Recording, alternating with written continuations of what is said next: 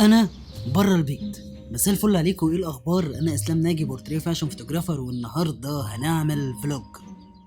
هنعمل فلوج هنعمل فلوج.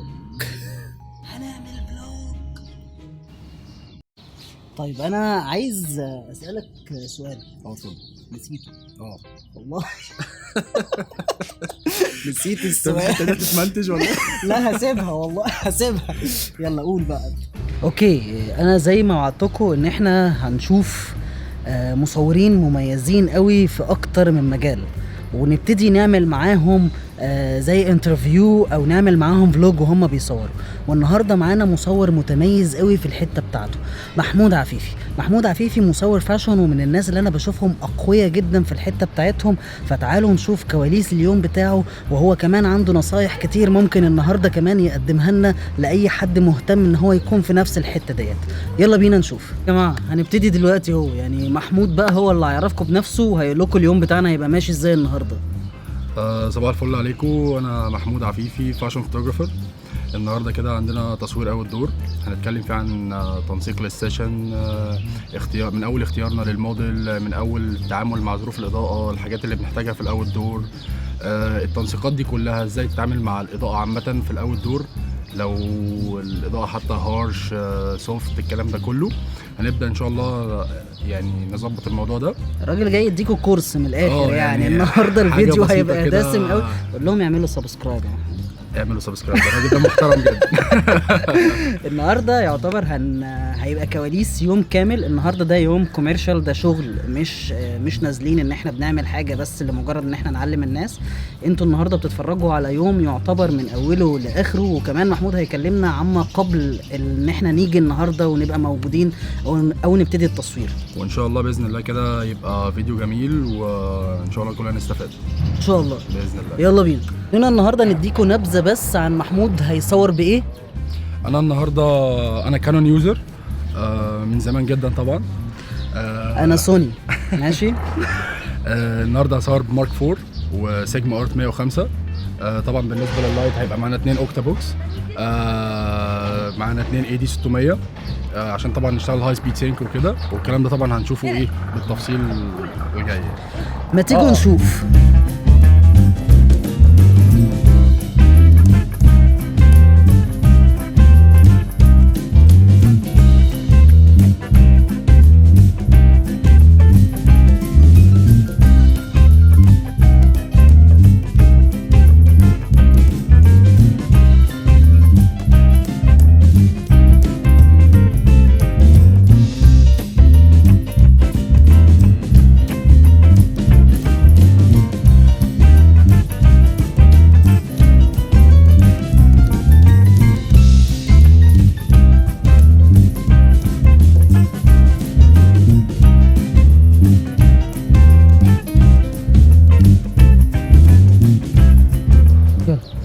هو طبعا انا عامل اللايت دوت الاثنين بزاويه 45، وعلى قدر الامكان انا موقف الاثنين موديل في المكان هنا، مفيش شادوز او شمس، بس طبعا اللايت على الباك جراوند.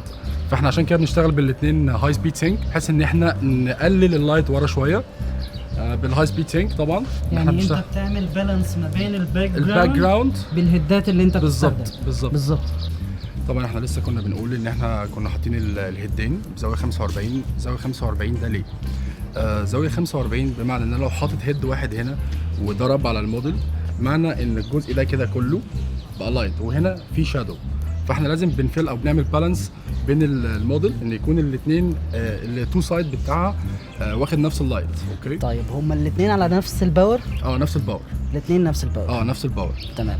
بنبدا طبعا عشان نعمل بالانس بين الباك جراوند وبين الموديل، بيكون طبعا عشان لو شمس زي كده زي ما انتم شايفين نشتغل باقل ايزو طبعا.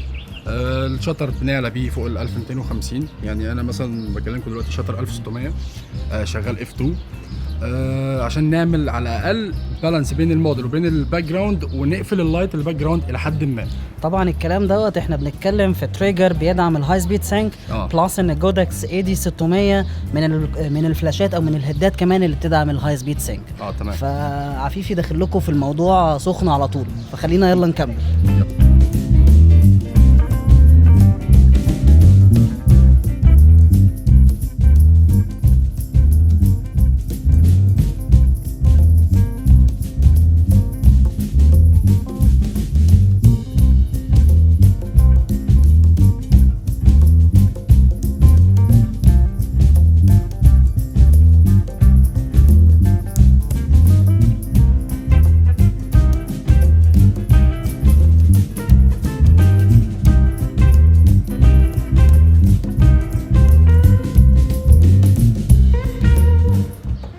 طيب انا هقول لكم عن اول حاجه انا اتعلمتها النهارده. بالنسبه بما اننا بقالنا حوالي نص ساعه في السيشن او اكتر، انا ما بصورش فاشن عشان كده. انا بصور بيوتي وبيخلص بالظبط في 10 دقايق، يعني بيقعد تجهيز فتره طويله، بس بمجرد ان احنا بنبتدي الموديل تقف قدام الكاميرا السيشن خلص. فاعمل حسابك قبل ما تخش جوه مجال الفاشن ان انت يومك طويل زي يومي كده. عايزكم تسيبوا اي اسئله ليكوا او اي حاجه ما كانتش واضحه في الفيديو في الكومنتات. محمود لسه في حاجات كتير وتريكات متفقين عليها لسه ما قالهالناش، بس انا مستني يخلص او ياخد بريك ونقفشه ونتكلم في كل الحاجات ديت. خليكم متابعين لاخر الفيديو. طب بصوا انا قفشت اهو، فهيقول في تريكايه كده صغيره ممكن حد يقع فيها، انا نفسي وقعت فيها زمان. ان انا اسال العميل الاول الشغل ده هيطبع ولا هينزل سوشيال ميديا بس، لان ده بيفرق معانا جدا. لو شغل سوشيال ميديا عادي انا الكادر بالنسبه لي ما فيهوش اي مشكله، مش هيبقى فيه اي مشكله، هيبقى الكروب خلاص. لكن لو برنت انا ما اعرفش الطباعه هيطبع بسايز ايه بالظبط، اللي ممكن يبقى عشان كده باخد الكادر واسع شويه بحيث ان انا بظبط السكيل براحتي. ما اجيش مثلا الاقي الكارت اللي العميل هيطبعه او حاجه في اللي هيتحط في الهدوم، الكارت مثلا مربع، هتلاقي الصوره هتضطر انها تتمط معانا. فبما ان ده شغل برنت فبناخد الكادر واسع شويه بحيث ان يبقى معانا السكيل براحتنا، بعكس السوشيال ميديا تماما. طيب احنا عندنا يعتبر نوعين او حاجتين نقدر بالزبط نركز فيهم، يا اما هناخد الشوت بتاعنا بورتريه بمقاسات الطباعه، يا اما هناخده لاندسكيب يا بالطول يا بالعرض. بالظبط، هي دي التريكايه بالظبط. هيسيبنا ويمشي دلوقتي. يلا. طيب انا عايز اسالك سؤال. اتفضل. نسيته والله. نسيت السؤال. انت بتتمنتج ولا ايه؟ لا هسيبها والله هسيبها. يلا قول بقى. اللي هو ايه بقى؟ هو انا سالتش ولا انت جاوبتش؟ اهم حاجه في الحته بتاعتك ديت، او اكتر حاجه الناس هتبقى عايزه توصل لها، انت وصلت للعميل ازاي او العميل وصل لك ازاي؟ قصه ان العميل وصل لك ازاي دي قصه كبيره قوي. يعني انا بالنسبه لي في الاول كنت بصرف بصراحه اعلانات مموله شويه حلوين، يعني لحد ما بقى اوريدي عندي داتا عملاء كتير. فبعد كده مجرد ما شغلك بدا يتكلم مثلا ويقول والله في عميل مثلا شاف الشغل بتاع العميل التاني، عجبه الالوان بتاعتك، عجبته الكالرنج بتاعك، الكلام ده كله، بيبدا والله انا عاوز اصور مع الفوتوغرافر ده. مين؟ مع عفيفي مثلا. طيب اديني رقمه. فبدا الموضوع يتداول بشكل عن طريق العملاء في بعض، يعني فاهمني. يعني انت الاول عملت لنفسك قاعده، عملت لنفسك داتا شكل بدات تعلن عنه بالظبط، وهو دوت عملاء جابوا عملاء بالظبط. يعني ده بالنسبه لي اكتر من البروموت دلوقتي بكتير. يعني عميل بيجيب عميل، عميل بيجيب عميل، الكواليتي وشغلك هو اللي بيجيب العميل. ماشي، يلا نسيبه يكمل.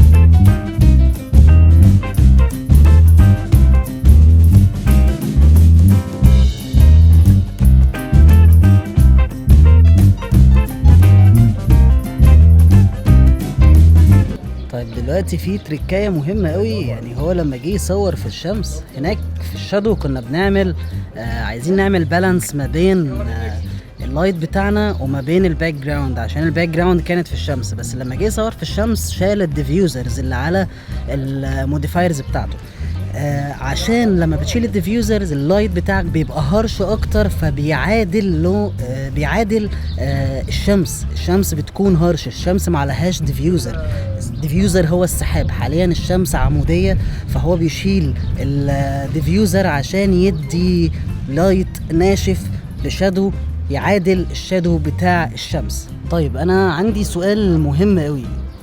قول للناس انت ايه اهم حاجة في يومك، ايه اهم حاجة ما ينفعش يومك يبقى تبتدي الشوت بتاعك من غيرها؟ انا بالنسبة لي اهم من الكاميرا كمان هو اللايت بصراحة. يعني لازم يبقى معاك او عامل احتياطاتك في كل حاجة، انت ما تعطلش على حاجة خالص، سواء في شمس جدا سواء في ضلمة جدا، الكلام ده كله لازم تبقى لسه قايل لهم على الهارش لايت. بالظبط. فلازم تبقى عامل احتياطاتك في كل حاجة.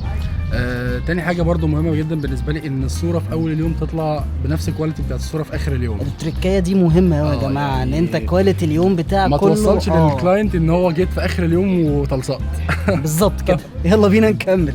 طيب انا قفشته لكم تاني اهو. قول.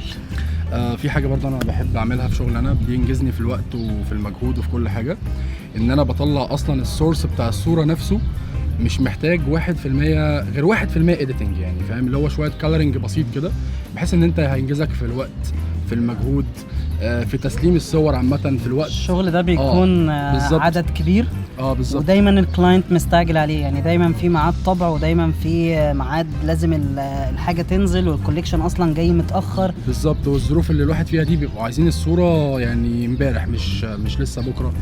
فطبعا عشان ما اضغطش الاديتورز اللي معايا واضغط نفسي وكلام زي كده، فبحاول على قد ما اقدر السورس بتاع الصوره نفسه او اللايت بيطلع مظبوط بنسبه يعني 90%، بحيث ان احنا بنبقى محتاجين حاجات بسيطه، كالرنج، تظبيط مقاسات، بعد كده بقى اللوجو وكلام زي كده بيبقى امره سهل يعني. فدي حاجه مهمه جدا هتفيدك في تسليم، في ميعاد التسليم هينجزك جدا، وهيريحك في الايديتنج طول ما انت مطلع سورس نضيف.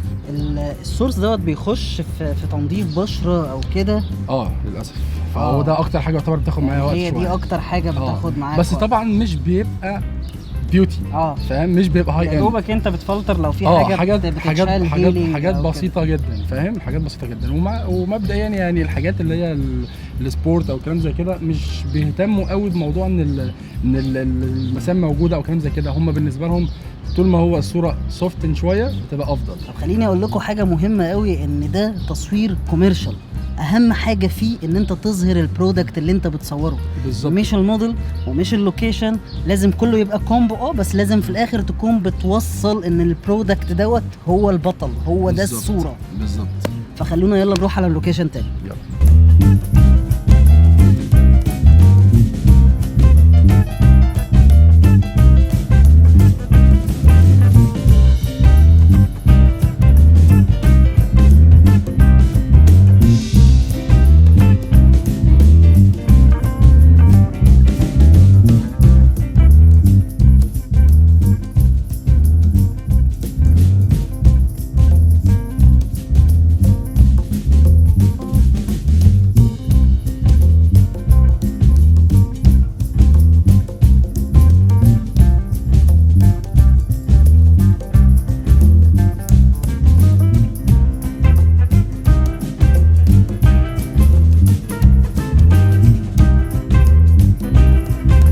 طبعا دلوقتي احنا حطينا ريفليكتور زي ما احنا كنا شايفين، وبنشتغل بون لايت سورس عشان طبعا ما فيش مساحه ان احنا نحط لايت سورس تاني. طبعا احنا ممكن نستغنى عنه طالما احنا وزينا اللي عملنا بالانس بالريفليكتور، شلنا الشادوهات، شلنا الدنيا تمام. فاحنا مجرد محتاجين اناره بسيطه تنور الموديل نفسها، فهو ده اللي احنا عاملينه، هو ده السيت اب اللي احنا عاملينه. بص كده يا اسلام، ده دلوقتي كي لايت بالنسبه لنا، والموديل واقفه هنا في الكورنر، وبيكون في ريفليكتور عليها بحيث انها تقلل الشادوهات من عليها. يعني مثلا شوف كده، قارن بين الصورتين دول، الصوره دي مثلا واول ما ابتدينا في نفس المكان الشادو كان عامل ازاي. تمام، يعني كده احنا حطينا الريفليكتور عشان نقلل من الهارش لايت اللي موجود بالظبط، ونبالانس بالفلاش او نخلي الموضوع هادي كده شويه، ما فيهوش شادوهات كتير، لان احنا بنعتبر خلاص دخلنا بنصور يعني اندور شويه، فاهم، اللايت مش زي بره، مفيش اضاءه كتير ورا، فمجرد لو انا اشتغلت هاي سبيد سينك او ان انا هقفل الشمس على الموديل هغمق ورا برضو، فده مش هتبقى حلوه في الطباعه. طيب انا هتصور امتى؟ دلوقتي يا باشا. ماشي. اليوم رتمه فعلا سريع قوي، فلو انت من الناس اللي بتفكر تحترف الفاشن او انت اصلا في الفاشن واكيد عارف قد ايه تصوير الفاشن او تصوير الهوم وير محتاج الريتم اليوم بتاعك يكون سريع، ومحتاج ان انت تكون محافظ على ايقاع كل حاجه وكل تفصيله في اليوم بتاعك. كمان محتاج قوي كمان من الحاجات اللي انا خدت بالي منها النهارده ان انت تكون ليدر للتيم بتاعك، خصوصا المودلز من اللي انا شفته لو انت ما خدتش بالك يومك ماشي ازاي او ما سيطرتش بمعنى اصح ممكن الدنيا يبقى فيها دلع او اليوم ما يبقاش مظبوط معاك. فبصراحه هو الراجل مسيطر وانا شايف نتائج حلوه قوي. هحط لكم النتائج، بس بعد ما تشوفوا النتائج استنوا عشان هنقعد معاه قعدة سريعة يقول لنا أهم نصايح نعملها في تصوير الفاشن أو أي حد عايز يحترف الحتة اللي هو بيصور فيها. يلا بينا.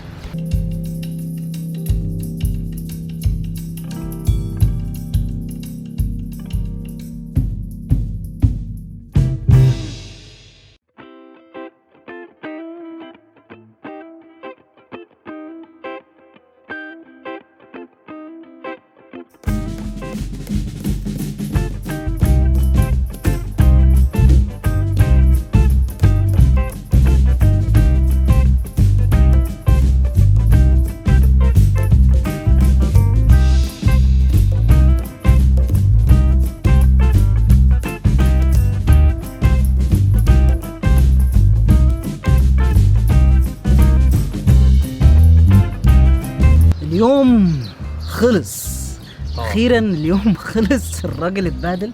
بقالنا حوالي قد ايه بنصور؟ كده داخلين في 5-6 ساعات. 5-6 ساعات.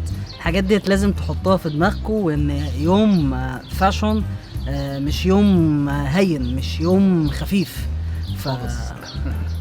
قول لي بقى بالمناسبة بتاعت اليوم الهين واليوم الخفيف ده، بقى في حاجات كده لازم بتنقوها عشان اليوم ايه يعدي معاكم. يعني احنا نتكلم مثلا عن نقطة اختيار الموديل.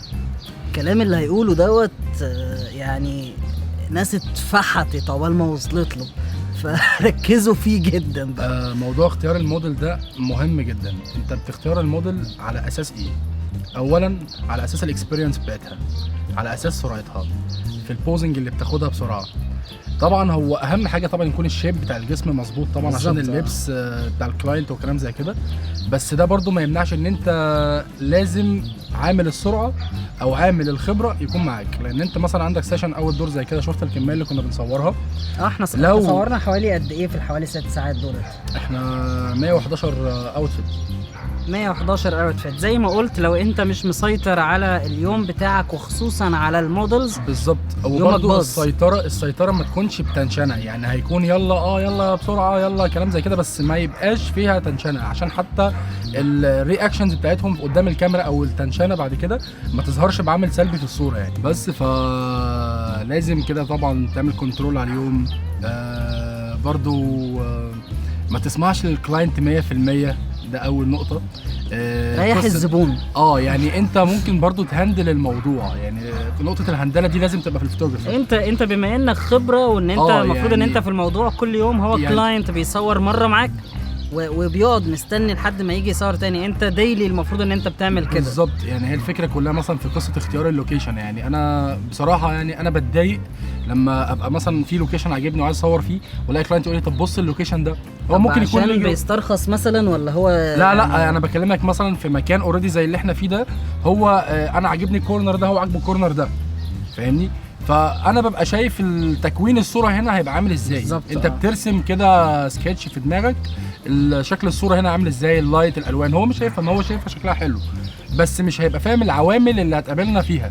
طب انت يعني بتسيطر على الموضوع وبتحل الموضوع ده ازاي يعني؟ هقول له انا هوريك صوره هنا وهوريك صوره هنا. بس انا بالنسبه لي كمصور هنا هيبقى فيه هنا في كذا، وهنا في كذا، هنا في كذا، هنا اللوكيشن سيمبل اكتر. طبعا هنا هيبقى فيه هنا هيبقى فيه هنا سبوت على الموديل اكتر. عشان هنا مثلا في بهرجه كتير في اللوكيشن، فهتلاقي الصوره بتبص عليك ككل مش على الموديل بتاعك انت فقط. يعني كماركتنج بقى لا، يعني انا عينيا هتبقى وجعاني لما ببص على الصوره هنا. صح. هو مجرد ما سمع الكلمه دي هو خلاص خاف. وده بيحصل مع العميل اللي لسه اول مره بيتعامل معاك. يعني هو بعد كده بيسلم لك. يعني هو ممكن بيبقى شايف الكورنر، انت شايفه كورنر عادي، بس انا شايف ان انا هطلع منه بزاويه معينه يطلع منه شغله حلو. فهو مجرد ما العميل انت سلمته مره سيشن بدماغك انت وشافه واقتنع بيه، خلاص مش هيتكلم معاك في النقطه دي تاني خالص. لو رحت حته قصر مدغدغ هيقول لك خلاص تمام، هو شايف ان هو يطلع شغل حلو، هيدخل ما بينكم حته الثقه. صح. خلاص ما دام انت خلاص يعني وصل له انت ادائك عامل ازاي وقد ايه انت فاهم الصوره بتاعتك عامله ازاي بالزبط. خلاص بيسيب لك الدنيا. طب احنا عندنا شويه اسئله المفروض ان الناس بعتتها لنا، فخلينا نسالهم. تمام. يلا. اول حاجه، بتحب تعمل اديت لنفسك ولا حد غيرك يعمل اديت لشغلك؟ طيب السؤال ده جميل. انا اوريدي عندي اديتور في المكتب. تمام. بس انا اللي لازم بتعدي عليا المرحله بتاعه الكالرنج، لان انا اوريدي اللي شفت القطعه في الطبيعه. تمام. فاهمني؟ فانا اللي لازم بعمل المرحله بتاعه الكالرنج، وبعد كده الفينيشنج بقى والكروب واللوجو والاكواد والكلام ده. طب لما بدات تمام كنت انت اللي بتعمل شغلك بس. كل حاجه. انت اللي بتعمل كل حاجه. والاديتور اللي بقى عندك وريته انت دماغك ايه وستايلك بالظبط. هو اوريدي الاديتور اللي كان معايا كان شغال في براند تاني اديتور برضو، بس هو لما جه هو كان عنده مبادئ فوتوشوب. قلت له لا انا عايزك بمبادئ الفوتوشوب ده، بس تنسى اي حاجه انت كنت بتعمل بيها. يعني الشغل فانا عايزك انا عايزك بقى بدماغي انا. فابتديت الاول طبعا كنت بعاني معاهم شويه كده في الاول، ان هو كان متعود على حاجه سيستم كده شغال بيه اوريدي. بس بعد كده لا تمام، يعني انا بعمل كالرنج وهو بعد كده بيقفل بدماغي انا برضو. زي الفل. فاهمني؟ بعد كده بما ان الفاشون مجال صعب ومش منتشر في مصر، ايه اصعب حاجه بتقابلك في تصوير الفاشون؟ الناس منقيه اسئله. اصعب حاجه بتقابلني في تصوير الفاشون من ناحيه ايه؟ طيب بص يعني انا مثلا لو هفكر ان انا انزل اصور فاشن، هتبقى اكتر حاجه بتقابلني اللوكيشنز.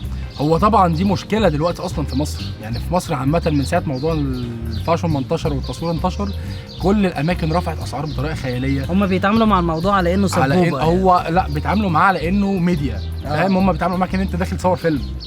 يعني انا كنت بصور في قصر، لقيته داخل بيقول لي 30000 جنيه وبتاع. 30000 جنيه ايه يا عم، فاهم؟ هي الليله دي كلها مش 30000 جنيه ايه.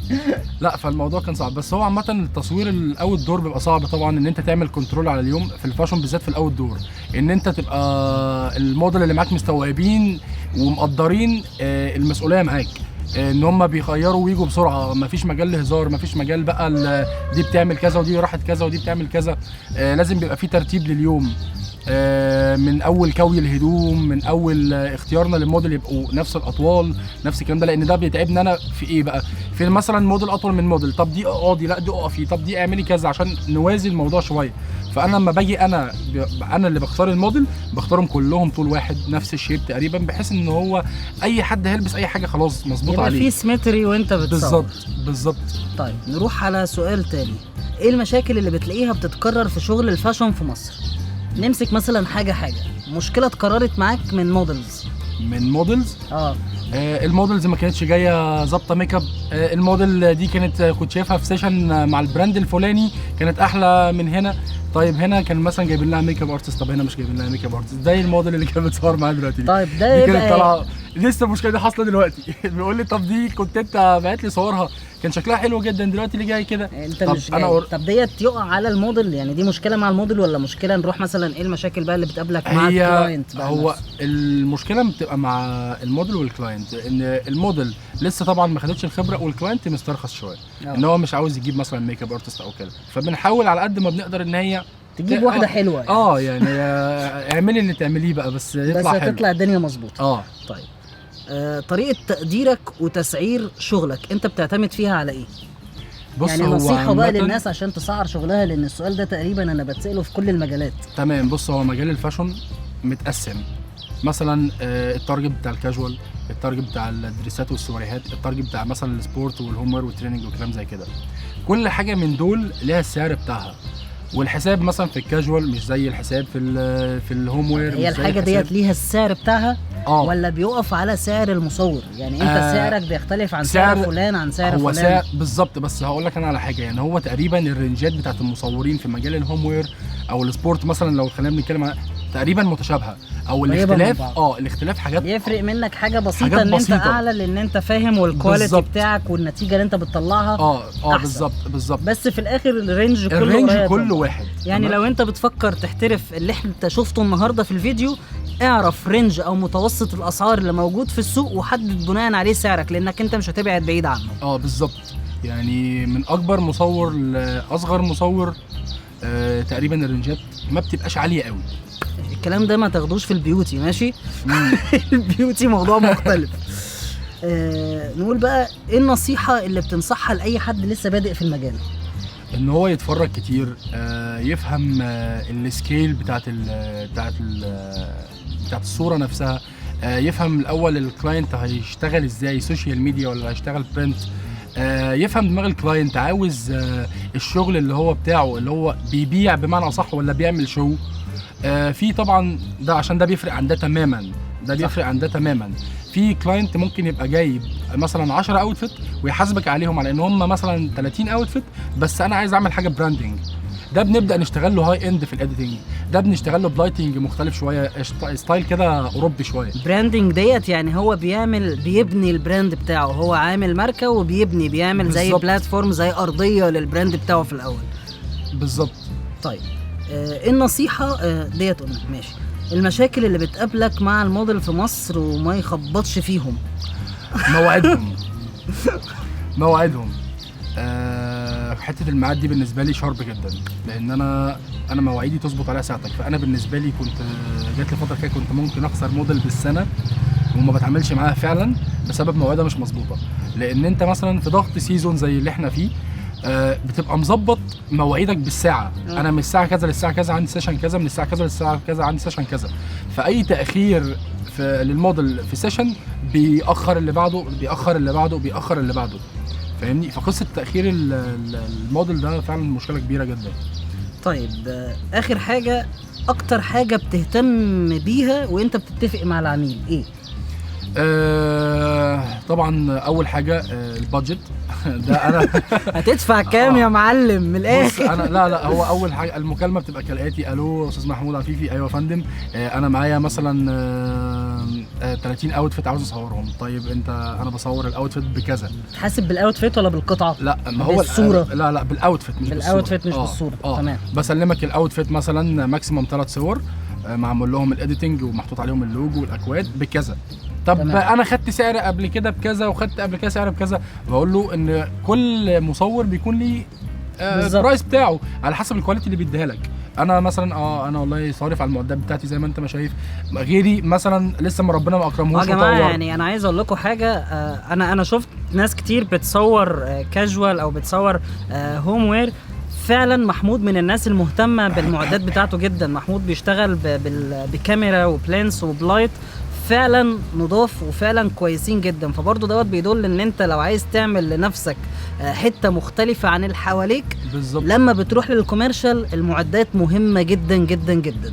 طبعا بتوفر عليك حاجات كتير جدا. بعد كده بتوفر عليك ظروف اضاءه، بتوفر عليك اديتنج، بتوفر عليك ضغط ان انت اوريدي الماستر معاك طالع نظيف. طيب انا عايز بقى اسالك سؤال.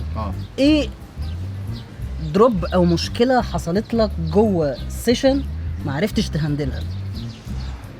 هو الحمد لله بهندل، يعني مش قصه ما عرفتش اعملها. حاجه كبيره، حاجه مثلا لو حد لسه بادئ مش هيعرف ان هو يهندل الموضوع. بص هو حصل معايا، كنت بصور من غير اسم البراند طبعا، من غير اسم البراند اللي انا كنت هقول لكم انا بعدين. ماشي. فاول السيشن كان معايا هيد برو فوتو. ماشي. طبعا انت عارف يعني ايه هيد برو فوتو. انا برو فوتو احنا بنتكلم في حاجه ستارت مثلا. انا لسه ما ابتديتش السيشن وقع الدغدغ. اي قلبي لسه ما ابتديتش السيشن وقع الدغدغ. يعني يكفي ان انا اقول لكم ان ما شاء الله الهيد البرو فوتو دوت اغلى من الكاميرا اللي انا بصور بيها دلوقتي دي. ف وقع الدغدغ ما عادش نافع يعني. طبعا انت يومك اتقفل اصلا. انا يعني حسيت ان انت عارف، انا حاسس ان انا مغمى عليا، يعني انا مش شايف. خبر ابيض. فطبعا كنت بصور على قد ما بقدر ان انا الريفليكتور ناتشورال لايت. كنت بنقي بقى الاماكن الظل بس يعني ده دروب حصل لك في المعدات. وديت فعلا دي ممكن اصعب حاجه تحصل للمصور، ان حاجه من معداته. وكان في توقيت معين في اليوم طبعا كده بتبقى الشمس فيه بشعه جدا، كانت بيبقى اللوكيشن كله متغطي بشمس تقريبا. الصور دي فعلا باظت مني. ده كان دروب جامد قوي يعني. كان حوالي، انا كنت بصور اليوم ده عدد كبير قوي، حوالي تقريبا نص السيشن ده اللي كان في الشمس الحارقه دي باظ. فكان عشان كده هو قال لكم في الاول ركز ان معداتك تبقى موجوده ولازم معاك، ولازم يكون معاك سبير. بالظبط، سبير لاي حاجه. يعني انا معايا 2 ايدي 600، انا اوريدي خلاص واحد لا قدر الله حصل حاجه التاني موجود، وده اوريدي لسه حاصل معايا من قريب برضو. اللمبه لسه بنركب، اللمبه وقعت اتكسرت الحمد لله، اركنه على جنب شغل التاني، بس لازم يبقى معاك سبير. طيب انت عايز تقول حاجه بقى للناس في اخر الفيديو؟ طبعا يعني اولا لازم يتفرج كتير قوي. لا النصيحه بقى علي صوتك وعارف انت لازم اولا تتفرج كتير قوي، تنظف عينك، تفهم يعني ايه الوان، درجات الوان. لان مثلا درجه زي اللبني دي مثلا فيها مليون درجه، لا انا لازم عينيا تبقى شايفه المليون درجه. مش مثلا العميل يجي يقول لك القطعه لونها مختلف مش زي في الحقيقه، تقول له لا ما هو لبني اهو، لا ما هو في اوريدي ليه درجات. لازم تبقى مهتم بالمعدات بتاعتك، لازم تهتم بالتفاصيل، الشاربنج بتاع الصوره، كواليتي الصوره بتبقى مديها له ازاي. لازم تعرف تتعامل مع الموديل ازاي يكونوا مرتاحين في التعامل معاك، يفهموك، يبقى في لينك ما بينك وما بينهم. تحس ان تحط لنفسك كده كلمات وانت بتصور، ممكن تبقى حاجه بسيطه جدا تبقى انت مميز بيها. طريقه كلامك مع الموديل ممكن خلاص والله احنا بنحب نصور مع فيفي عشان بيحسسنا بنجوميتنا، مش بيكلمنا مثلا اللي هو لا بجنب شويه، لا بظهر، لا مش عارف ايه، لا ستريت سايد سيمي سايد، الكلام ده كله فاهم، بيحسسهم كده ايه، بيديهم بوزيتيف انرجي شويه. بس عايز اقول لكم ان انا اتبسطت جدا جدا جدا، ويمكن انا ما حضرتش سيشنات فاشون او هوم وير كتير بصراحه. اليوم النهارده مختلف، وعجبني كمان طريقه سيطرته على اليوم، هو ما شاء الله مصور عدد قطع كبير، وعايز اقول لك لو انا اللي بصور بلح يعني انا مثلا، هو كمان على فكره عصبي، بس بما انه جرب كتير فالموضوع ظابط معاه. انا لا، انا ممكن تلاقيني ببلح واحنا بنصور اللي هو ايه عايزين ايه. الموضوع خلاص ساعات بيخليك تخرج عن اعصابك. في اخر الفيديو انا اتمنى ان انتوا تكونوا استفدتوا زي ما انا استفدت. انا اتعلمت جدا النهارده، وحتى الراجل صورني كمان يعني. فهو شاطر قوي، وبصراحه مطلع كواليتي حلوه جدا. انتوا اكيد شفتوا الصور في اخر الفيديو. لو في حد تاني عايزينه يبقى معانا كمان بعد عفيفي، اكتبوا لي ده في الكومنتات، وما تنسوش تعملوا شير للفيديو دوت. شكرا لكم جدا، واستناكم فيديو جديد.